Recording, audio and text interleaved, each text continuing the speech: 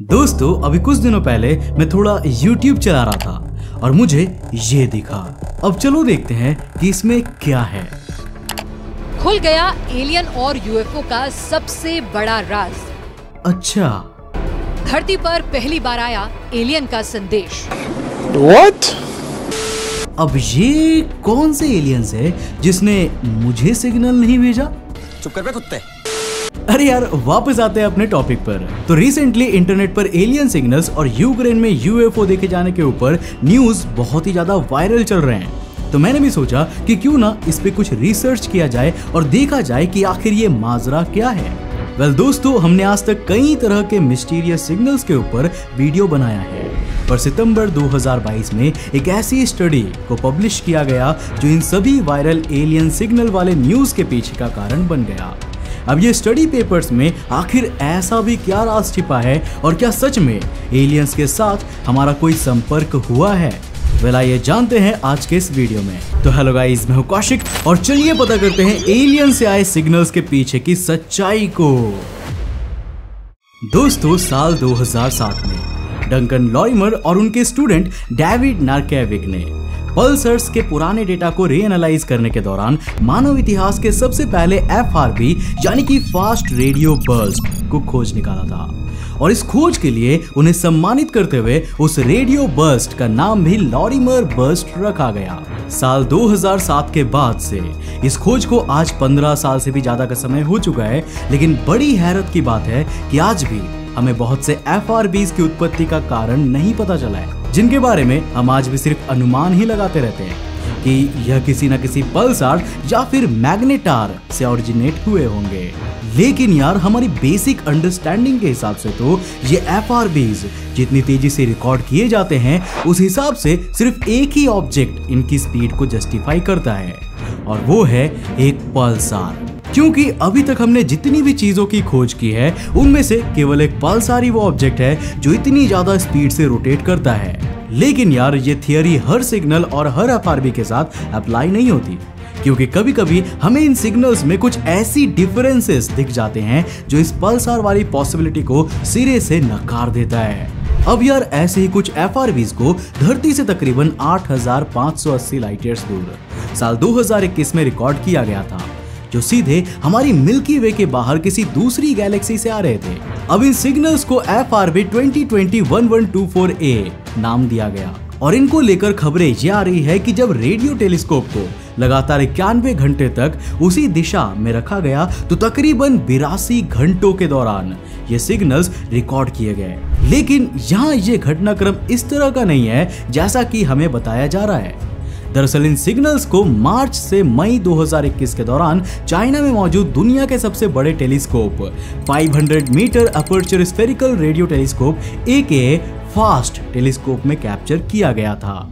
अब यार इस रेडियो टेलीस्कोप को 54 दिनों के टाइम स्पैन में तकरीबन 91 घंटे तक FRB 2020-1124A की लोकेशन की ओर रखा गया, ताकि ये पता लगाया जा सके कि आखिर इन सिग्नल्स में कोई पैटर्न है या नहीं है। और सबसे अजीब बात यह थी कि ये FRBs आज तक रिकॉर्ड किए गए किसी भी सिग्नल से बहुत ही अलग थे। अब दोस्तों बिंग ज़ैंग, जिन्होंने इस स्टडी में एक महत्वपूर्ण योगदान दिया था, उन्होंने CNN को बताया कि पहले 36 दिनों में ही जब उन्होंने अलग अलग ड्यूरेशन में इन सिग्नल्स को रिकॉर्ड किया तो ना सिर्फ ये बात उनको हैरान कर रही थी कि ये सिग्नल्स बहुत ही रैंडमली जनरेट हो रहे थे, बल्कि चीजों को और भी कॉम्प्लिकेटेड बना देने के लिए बाद में ये भी देखा गया कि सारे ही रेडियो सिग्नल्स की वेवलेंथ अलग अलग थी।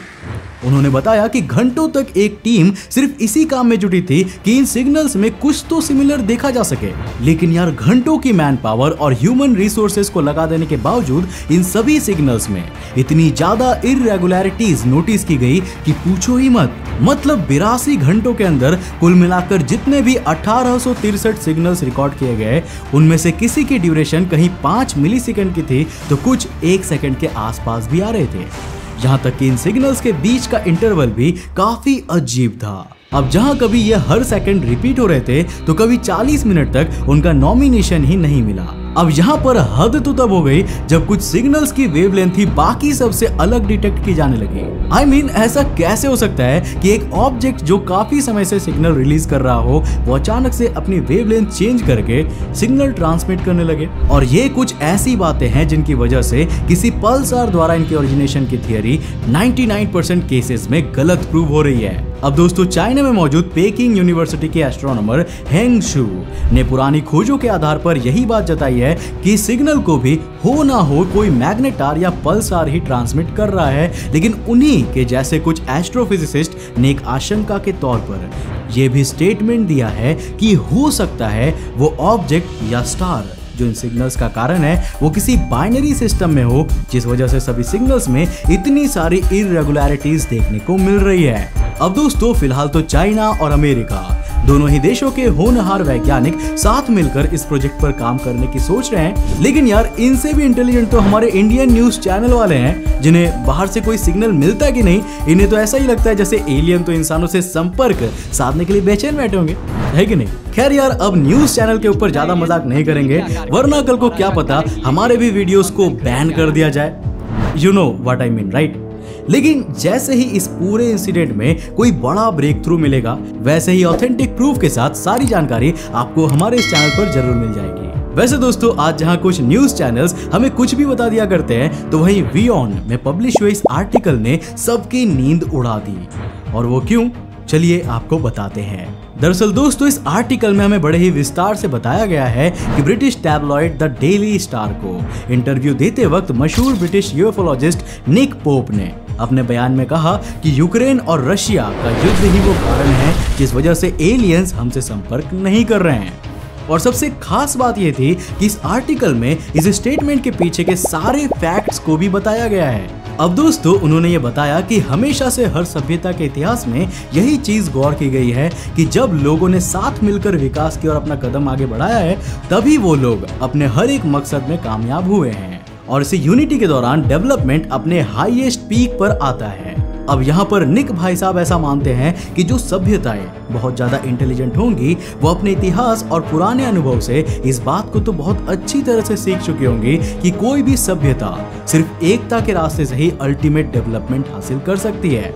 जिस वजह से ऑलमोस्ट हर एक इंटेलिजेंट सिविलाइजेशन का यही माइंडसेट होगा कि जो लोग या जो सभ्यता आज भी युद्ध में व्यस्त है वो पिछड़ी हुई है, क्योंकि उन्हें असली विकास का मायने पता ही नहीं है। अब दोस्तों, अभी तक तो ऐसा माना जा रहा है कि 10,000 से भी ज्यादा लोग, सोल्जर्स और मासूमों को मिलाकर यूक्रेन और रूस के बीच चल रहे इस युद्ध में शहीद हो चुके हैं। और यह आंकड़ा उस वक्त भी बढ़ रही होगी जिस वक्त मैं अपने स्टूडियो में इस वीडियो को रिकॉर्ड कर रहा हूँ, या आप जब भी इस वीडियो को अपनी स्क्रीन पर देख रहे होंगे। It's a harsh reality. अब दोस्तों, मामला इस बयान के बाद से गर्म था ही कि तभी यूक्रेन के एस्ट्रोनॉमर्स ने एक ऐसा दावा पेश कर दिया कि जिसके अनुसार उन्होंने अपने देश के ऊपर यूएफओ को स्पॉट करने की बात कह डाली। मतलब लिटरली यार, आप में से भी कई सारे लोगों ने मुझे इस तरह के वीडियोस में टैग किया जिसमें यूक्रेन के ऊपर यूएफओ होने का दावा किया जा रहा था। अब यूक्रेन के नेशनल एकेडमी ऑफ साइंस के मेन एस्ट्रोनॉमिकल ऑब्जर्वेटरी द्वारा पब्लिश किए गए एक पेपर में यह दावा किया गया है कि कुछ एस्ट्रोनॉमर्स ने यूक्रेनी कैपिटल कीव के ऊपर कुछ ऐसे ऑब्जेक्ट्स को देखा जिनकी पहचान नहीं की जा पा रही है और जिनका स्ट्रक्चर काफी अजीब सा लग रहा है, जिस वजह से उन्हें अनआइडेंटिफाइड फ्लाइंग ऑब्जेक्ट्स यानी कि यूएफओ के रूप में दुनिया के सामने पेश किया जा रहा है। अब दोस्तों, रिपोर्ट के हिसाब से इन ऑब्जेक्ट्स को कीव और उसी के पास स्थित विनारिवका नाम के गांव में मौजूद मीटियोर ऑब्जर्वेशन स्टेशंस की मदद से डिटेक्ट किया गया।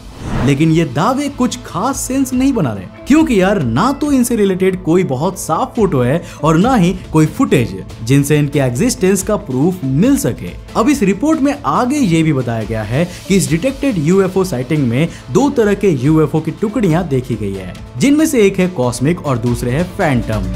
अब रिपोर्ट में उन्होंने बताया कि कॉस्मिक यूएफओ वो यूएफओ है जो अपने बैकग्राउंड से भी ज्यादा ब्राइट दिखाई दे रहे हैं, तो वहीं दूसरी ओर फैंटम यूएफओ की उस श्रेणी में आता है जो तस्वीरों में इतने ज्यादा डार्क दिख रहे हैं जैसे मानो वो खुद ही अपने आसपास की लाइट को एब्जॉर्ब कर रहे हों। अब दोस्तों, अगर मैं यहाँ पर अपना पर्सनल ओपिनियन दूं तो किसी भी पुख्ता सबूत या डेटा के बिना हमें भी इस बात पर यकीन नहीं हो रहा है कि उनके द्वारा दी गई रिपोर्ट में दिखने वाले ऑब्जेक्ट यूएफओ होंगे।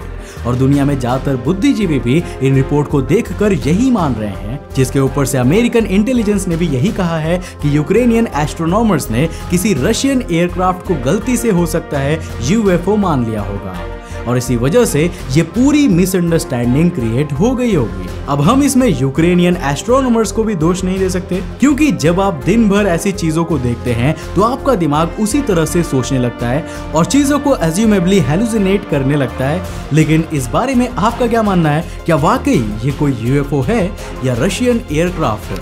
हमें नीचे कमेंट करके जरूर बताना। अब दोस्तों, मुझे उम्मीद है कि आज के इस वीडियो से आपको एलियन सिग्नल्स और यूएफओ दिखे जाने की खबर के बारे में काफी सारी जानकारी मिल गई होगी और आपका डाउट क्लियर हो गया होगा।